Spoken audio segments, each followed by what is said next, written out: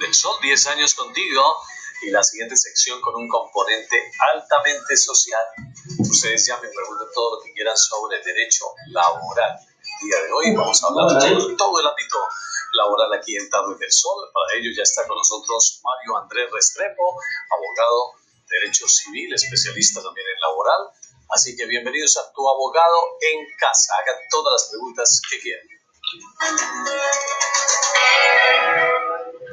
Obviamente en el 524 35 36, ahí están las líneas telefónicas apareciendo en pantalla, y también en el 518 40 98. Abogado Mario Andrés, buena energía para ti, bienvenido, ¿cómo estás? Gracias. Bienvenido, abogado a las Tardes del Sol, ¿cómo está? Muy bien, gracias.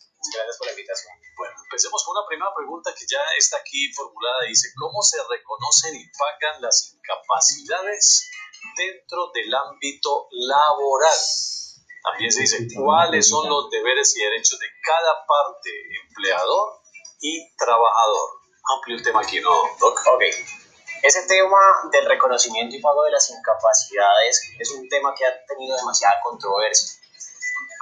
Recientemente la Corte Constitucional, mediante una sentencia que es la T401 del año 2017, estableció las reglas jurisprudenciales para el reconocimiento y pago de incapacidades. En este caso, pues nos referimos a las incapacidades de origen común, es decir, aquellas que se han generado no por un accidente de trabajo ni tampoco por una enfermedad profesional adquirida dentro del ámbito laboral. ¿Una enfermedad que normal? Un virus, una gripa, una influenza, cualquier tipo de enfermedad que, digamos, afecte al trabajador en su salud.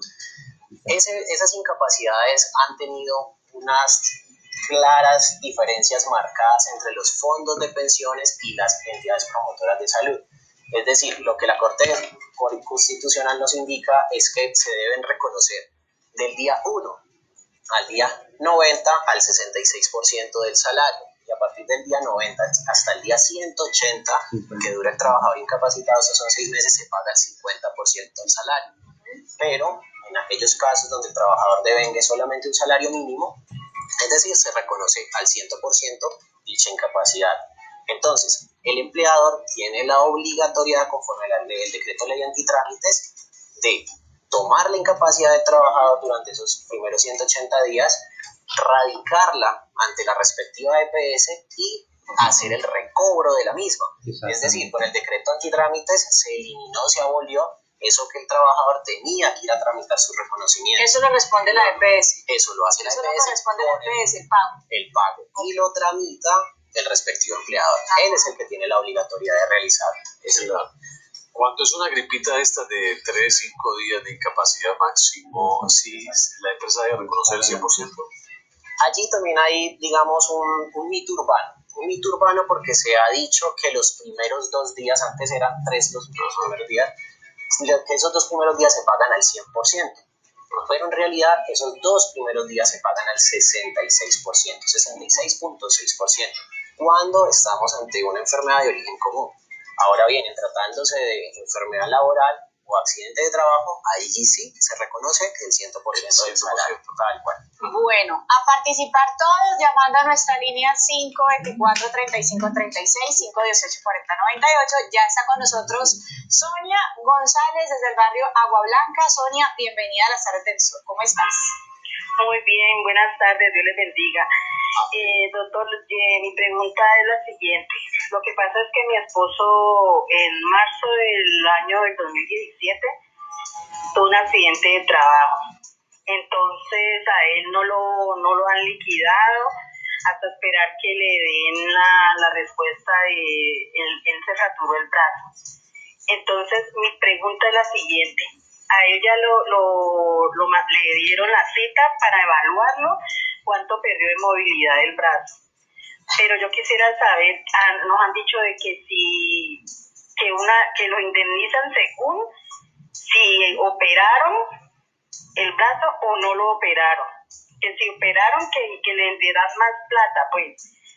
Pero yo quisiera saber si eso es verdad, porque mi esposo no lo operaron, pero él perdió la movilidad del brazo bastante. Claro, no lo operaron.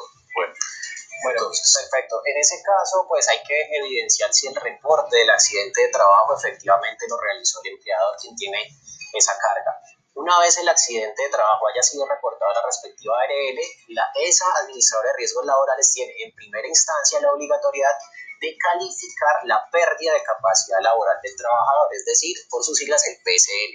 Cuando el trabajador, una vez ha entrado a su tratamiento, sus terapias, todos los medicamentos, y él no tiene un concepto favorable de rehabilitación, es decir, que con todas esas terapias que realiza no es posible rehabilitarlo o no puede reintegrarse a sus labores, efectivamente, como usted lo menciona, la ARL tiene la obligatoriedad de pagar una indemnización.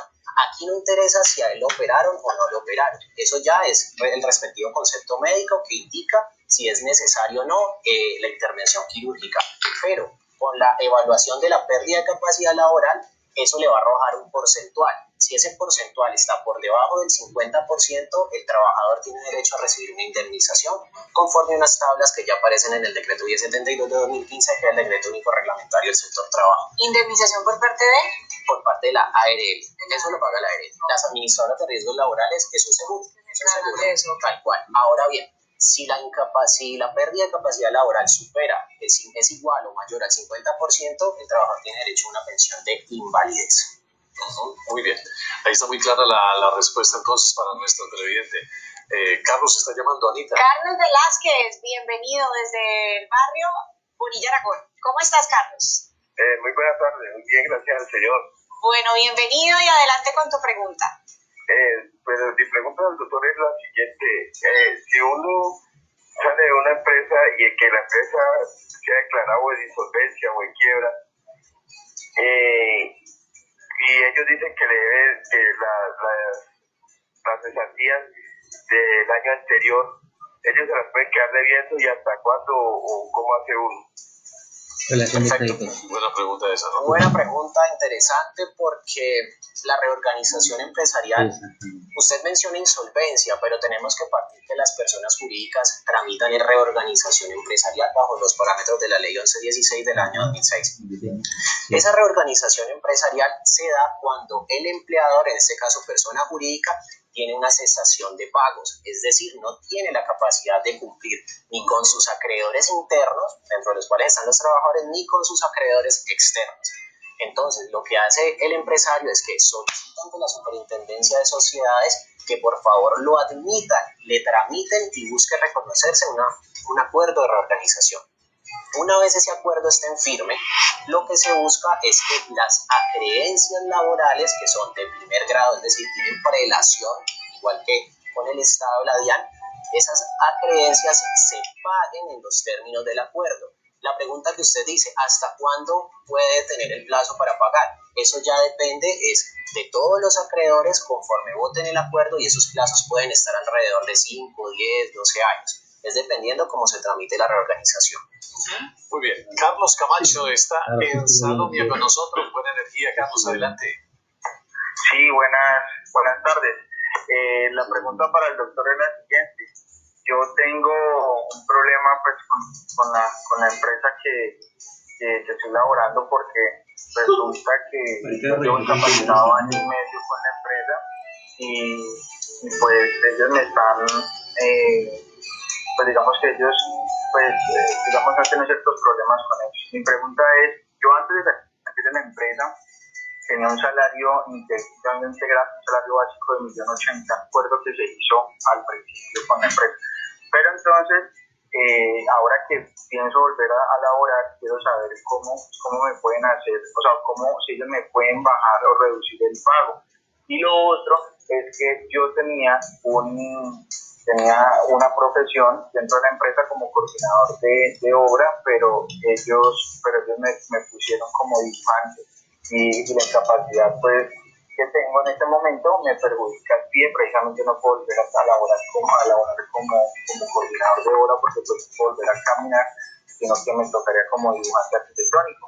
Mi pregunta es también si ellos tienen de pronto el derecho, yo tengo el derecho de poder exigir el mismo salario, pero pues conservando mi puesto ahora como dibujante. Claro, perfecto, muy bien, Carlos. Vale. Ese tema está muy enlazado con lo que ya venimos hablando.